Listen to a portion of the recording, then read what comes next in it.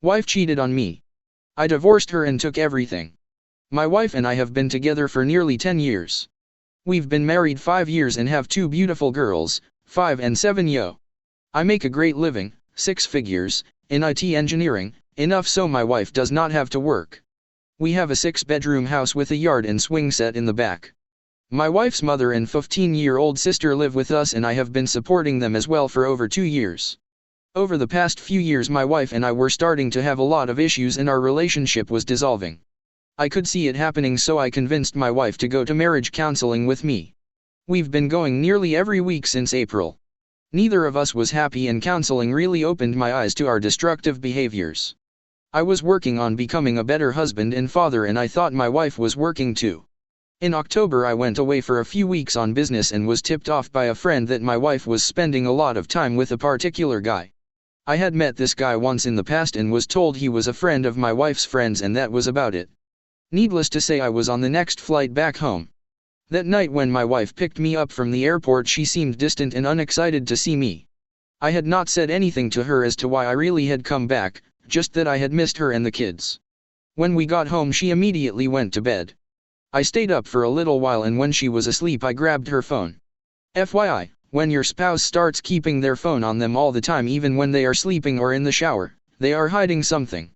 I found the guy's name and pulled up the text messages. She had erased them all.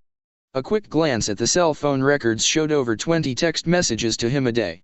I woke her up and asked her to explain this. She denied everything, said they were just friends and she deleted them because she knew I would take it the wrong way. My suspicions grow larger every day and I begin closely monitoring her cell phone records. It grows too much for me to bear and I tell her that she needs to stop all communication with him. I even confront the guy, civilly, at his home and ask him to respectfully stop talking to my wife. He agrees to stop.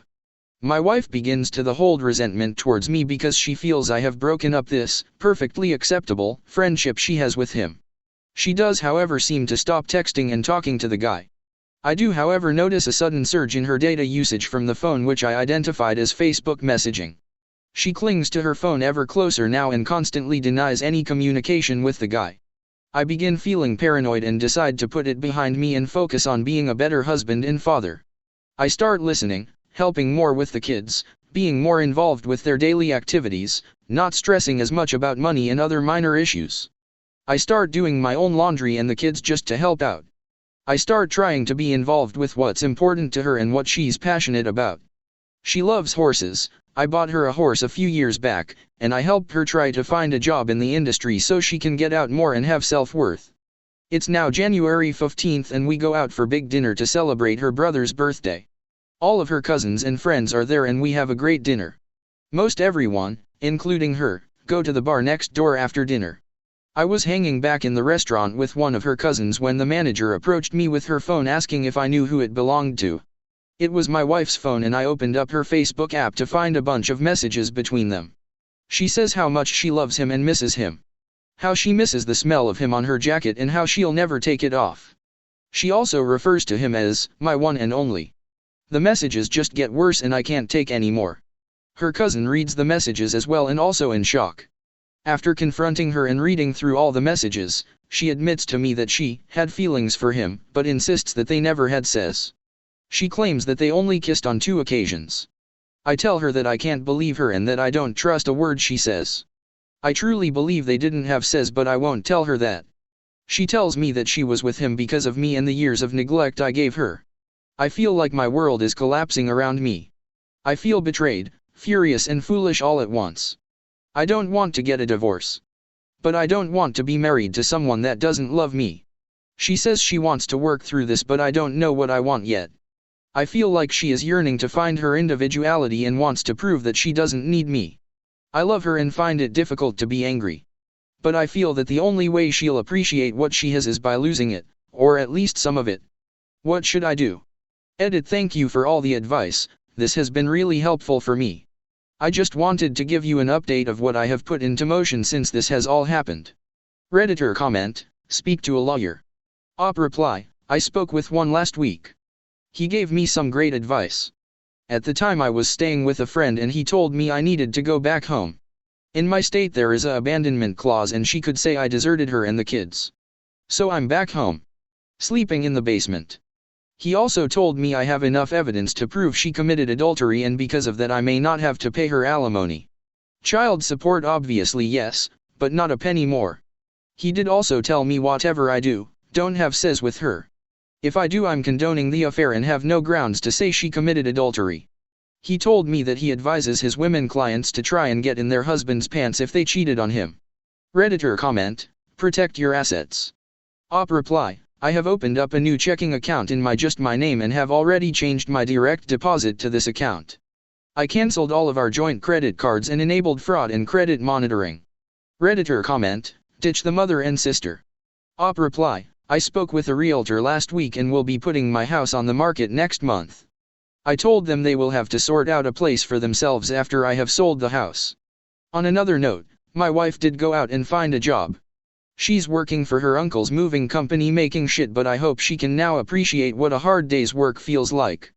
I'm sure it was in response to the fact that I told her I wouldn't be paying for the boarding or feed of her horse anymore.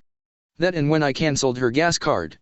I had bought her a Lexus GX 470 and I can tell you it isn't cheap filling that sucker up.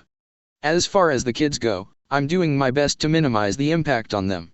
I won't argue or fight around them and I make sure they are well taken care of. I think the best thing I have gotten out of this is knowing that it is not my fault and that it is she that needs to try hardest to fix things. Thanks. Update, 8 months later. In a nutshell, I'm doing a lot better. Over the months I have been on a roller coaster of emotions with highs and lows. For a while I was severely depressed and in a dark place. It was hard for me to get out of bed in the morning and go to work. In fact, a lot of the time I didn't. I had a lot, and still do, of pain and anger to work through. My first instinct was to get back at her and really make her feel the consequences of her actions. We decided on a monthly amount of money that I would pay her for child support, which was much more than I was required to pay her by law, but I felt it was the right thing to do at the time. My lawyer drafted up the settlement agreement and all we had to do was sign. Knowing what she could expect from me each month, she found a house for rent about 45 minutes from the city. It seemed like a nice place for the girls to live and the schools are really good.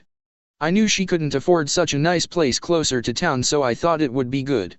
Part of the settlement agreement was that a non-related member of the opposite sex could not spend the night while the children were present.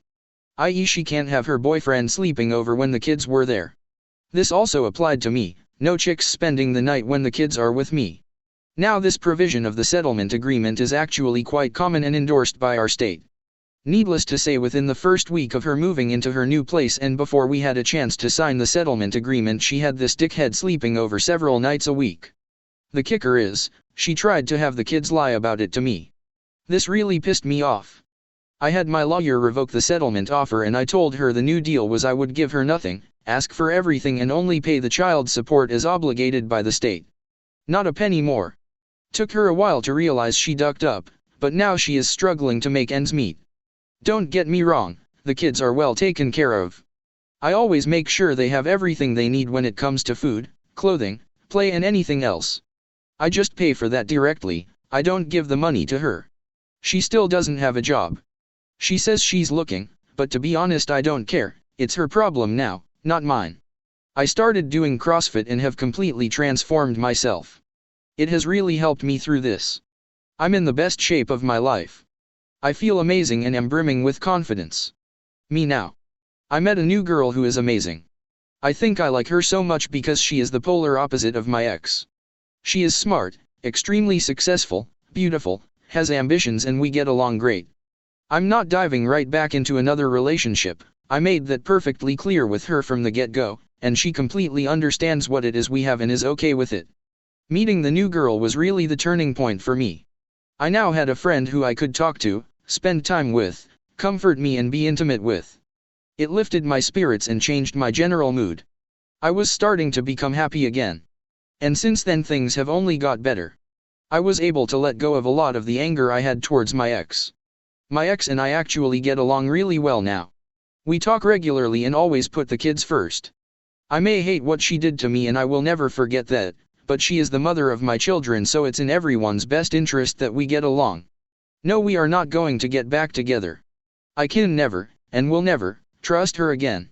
But we can be friends and get along. There are certainly things that I will not get over. The son of a bitch who she cheated on me with is one of them. As I told her, I will never accept him or even acknowledge his existence. It would be best, especially for him, if I never saw him again. There is more if anyone is at all interested. I posted this latest follow-up because someone was curious how things were going. I also just wanted to say thank you to everyone here who provided me with such good advice and support. And if you are going through this yourself, I'm sorry, but be strong. You will get through this.